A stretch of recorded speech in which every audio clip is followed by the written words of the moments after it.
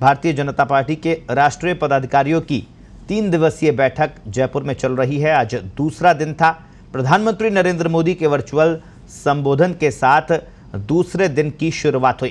प्रधानमंत्री ने पार्टी पदाधिकारियों को विभिन्न राज्यों में प्रस्तावित चुनावों से पहले जीत का मंत्र दिया। उन्होंने अपने उद्बोधन में केंद्र की ओर से चलाई जा रही जनहित से जुड़ी योजनाओं को आमजन तक पहुंचाने और आगामी दिनों में जनसेवा से जुड़े कार्यों में जुटने का आह्वान किया। प्रधानमंत्री ने कहा कि जनसंघ से लेकर हमारी जो यात्रा शुरू हुई और भाजपा के रूप में फली फूली पार्टी के इस स्वरूप को, उसके विस्तार को देखते हैं तो गर्व तो होता ही है, लेकिन इसके निर्माण में खुद को खपाने वाली पार्टी की सभी विभूतियों को वो नमन करते हुए उन्होंने अपने उद्बोधन में उनका जिक्र किया। कार्यकर्ताओं के जरिए हमेशा सटीक इन्फॉर्मेशन आती है। प्रधानमंत्री ने राजस्थान की धरा और यहाँ के नेताओं का खासतौर से जिक्र किया। कहा, मेरे मन में कसक है कि मैं राजस्थान नहीं आ पाया। ऐसे दिग्गजों की उंगली पकड़कर काम करने का सौभाग्य मिला, जिनमें भैरव सिंह शेखावत, रघुवीर सिंह कौशल, भंवरलाल शर्मा, गंगाराम कोली शामिल है। प्रधानमंत्री आगे बोले, भाजपा के लिए ये समय है अगले 25 वर्षों के लक्ष्यों को तय करने का, उनके लिए निरंतर काम करने का। मुख्य विरोधी दल कांग्रेस का नाम लिए बगैर उन्होंने निशाना साधा। कहा, परिवारवादी पार्टियों ने देश में भ्रष्टाचार को, धांधली को, भाई भतीजावाद को, इसी को आधार बनाकर देश का बहुत मूल्यवान समय बर्बाद किया है। जनसंघ से लेकर के जो हमारी यात्रा शुरू हुई है और आज जो भारतीय जनता पार्टी के रूप में फली फूली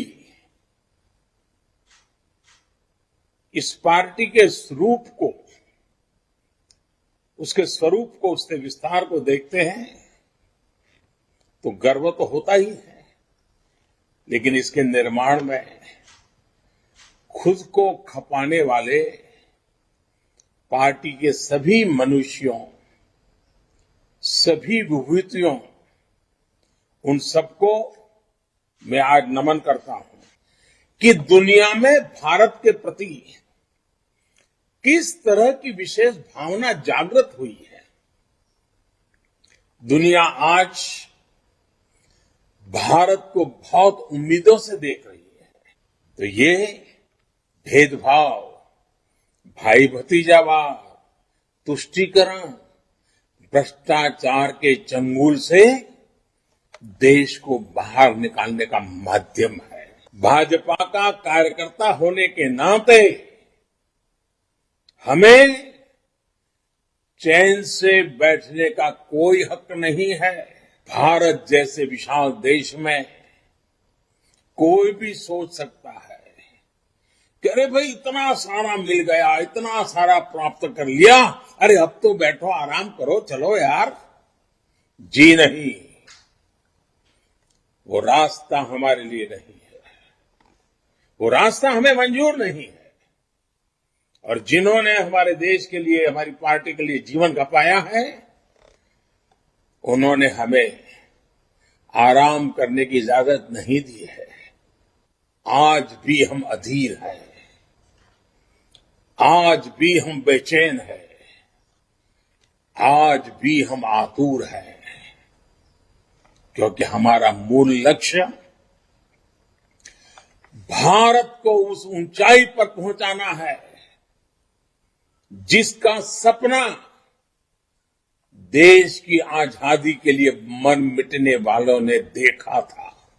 भाजपा को नए जागरूकता अभियान शुरू करने चाहिए।